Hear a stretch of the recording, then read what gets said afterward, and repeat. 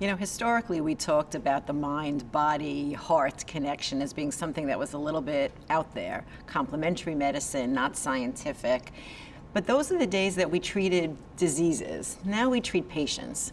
The American Heart Association actually came out with a scientific statement called Psychological Health, Wellbeing, and the Mind-Body-Heart Connection, because this is real. It's not just, thinking something and will give you heart disease. The scientific statement is a very high quality research study that looks at a decade or more's worth of analysis, showing that not only does healthy psychological well-being lead to better overall outcomes, better heart health, better brain health, longevity, improved wellness and well-being, but also when you don't have good psychological health and well-being, you're at higher risk for heart disease and some of the other complications relating to heart disease and brain dysfunction.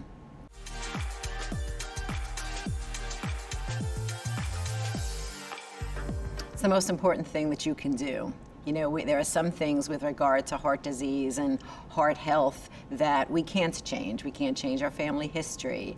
We can't change and increase risk as we age. But everything about the choices we make every day are in our control. So how we eat, whether we laugh, how we sleep, compliance with medication, seeing our doctors regularly, minimizing stress, whether it's a 5-minute phone call with a friend or a mindfulness exercise. All of these life decisions that we make have an enormous impact. And for women who are more likely to suffer from anxiety, depression, and other conditions suggestive of psychological dysfunction, it's even more important.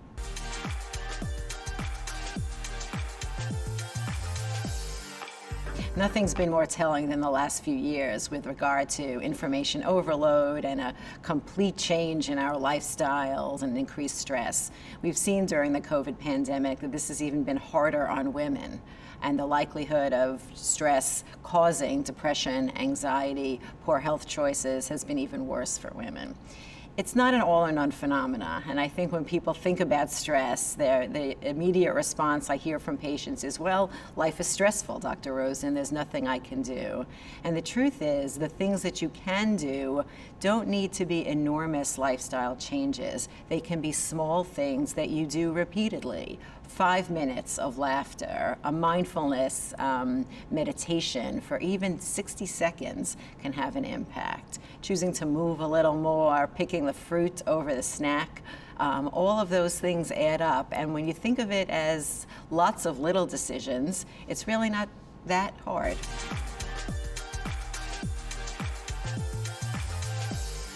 It's a sort of chicken and egg. When we're in a bad mood, life is stressful, I suffer from a little bit more anxiety, we're more likely to grab something that's not healthy for us. And we know that that becomes an unmindful eating habit, that you're just putting something in your mouth, maybe you get a quick sugar buzz, but it doesn't make you feel good. So the fact that food is often used in the setting of stress and anxiety can be an issue, but there are actually foods that make us feel better. And when we eat mindfully, appreciating the taste of blueberries in our mouths or choosing something that is a healthier choice, we actually feel better with it.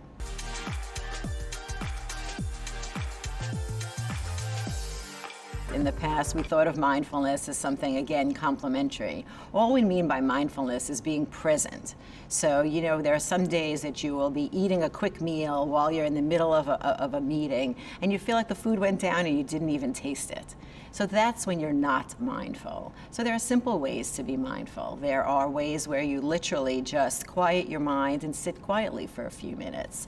There are many apps that allow us to do a quick meditation in the middle of the day, 30 seconds, 60 seconds. Honestly, I've decided that when I'm sitting in a red light, which I find particularly annoying, I will just quietly think to myself, this is okay, breathe, and you'll feel a little better.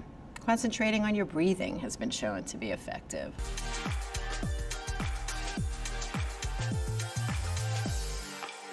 So as a cardiologist years ago, we used to brag about how little sleep we needed, that, we were tough, we got up early, and we thought that needing sleep was, sort of almost a sign of weakness. And instead, we've discovered that insufficient sleep is actually a health hazard, similar to some of the other lifestyle decisions that we don't do well. The average American should get about 6 to 8 hours of sleep, and sleep's been studied by the American Heart Association to a significant amount. We've shown that insufficient sleep can raise your blood pressure, can raise your blood sugar, can cause the metabolic syndrome, increase inflammation. Again, science. It's not just that it feels good for ourselves to have a good night's sleep. The data shows that it's a very important part of well-being.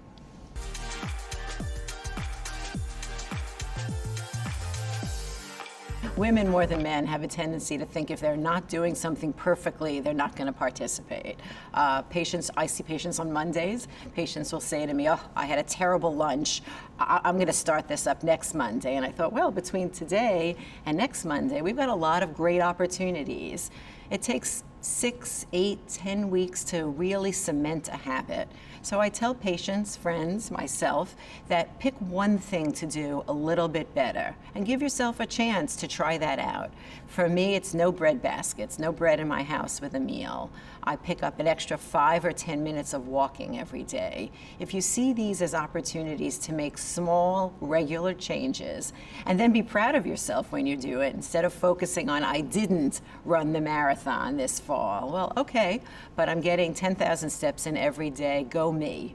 And then decide after succeeding at one, maybe pick another opportunity. I'm going to get an hour more sleep on every night. I'm going to catch up with my girlfriends a little more. We know that spending time with people you love is a well-being opportunity as well.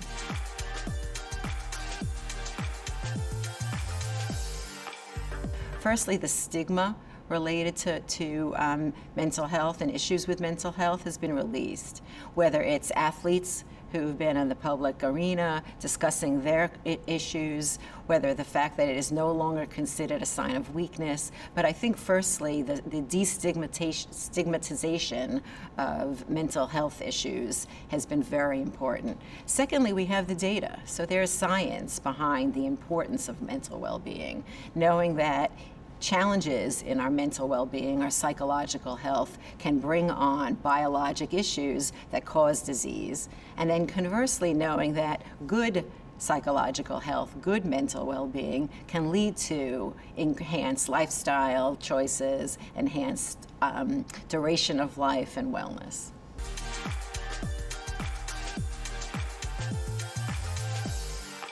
It's ironic and a little bit sad that historically treatment for psychological dysfunction and issues related to mental health were somehow considered to be separate from traditional health care. And that led to the whole concept of bringing in a psychiatrist, a psychologist, a social worker, a therapist as something that was somehow a little bit stigmatized and a little bit frowned upon. But the truth of the matter is that is part of our healthcare team, and mental well-being and mental health is critical. So we in our cardiology, our women's heart program, actually have a psychologist who is part of our team, not external to it, and every woman whom we see actually does answer some questions that are validated to show whether she has some underlying issues that we should attend to.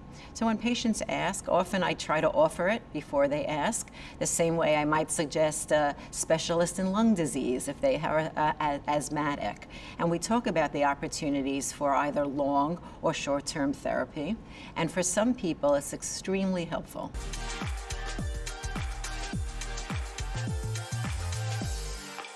So we often talk about gratitude, and it's an appreciation of what you have and not a focus on what you don't have.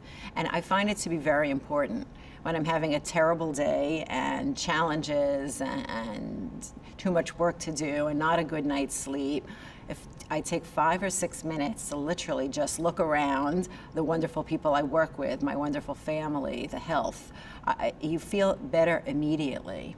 So practicing gratitude, whether it's a 5-minute mindfulness exercise where you just think whether you journal at night and list some things every day that you're grateful for, or sort of just looking around and smiling. Again, it's data, it's science, has been shown to be positively impactful on mental well-being, but also overall health.